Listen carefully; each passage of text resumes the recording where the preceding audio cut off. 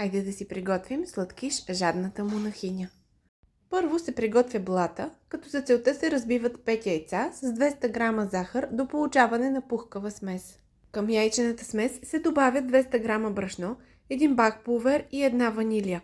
Брашното се добавя на няколко части и се разбърква с миксер. Готовата смес за блата се прехвърля в предварително намазнена тава и се пече в загрята на 170 градуса фурна за 25-30 минути. Приготвя се сироп, като се смесят в тенджера 350 мл вода с 180 грама захар, 30 грама какао и 125 грама масло.